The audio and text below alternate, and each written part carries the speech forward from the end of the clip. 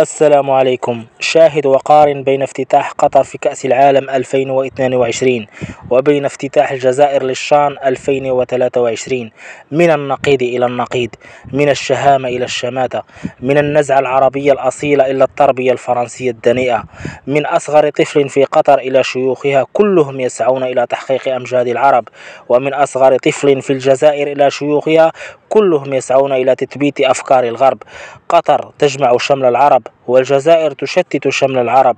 لم تبقى مشكلتنا مع النظام الجزائري فقط، بل تعدت ذلك بكثير، ودابا ولات مشكلتنا مع أي جزائري ملعوب في عقله من طرف أحفاد فرنسا. عمرني شفت في حياتي افتتاح بحال هذا يدعو إلى الكراهية أمام أنظار رئيس الفيفا ونائبه، وتأسفت بزاف ملي سمعت ديك الهتافات الجماهيرية وهم يقولون ذلك الكلام الساقط على أسيادهم المغاربة. وملي قريت الكتاب ديال سيكولوجية الجماهير عرفت بأنهم بحالهم كيشبهوا لقطيع من الأغنام يسهل توجيههم، وعرفت بلا تبو نجح في السياسة الميكيافيلية لغسل أدمغة الشعب الجزائري. ودابا غادي نحبس هنا وغادي نقول إن يعلم الله في قلوبكم خيرا يؤتيكم خيرا.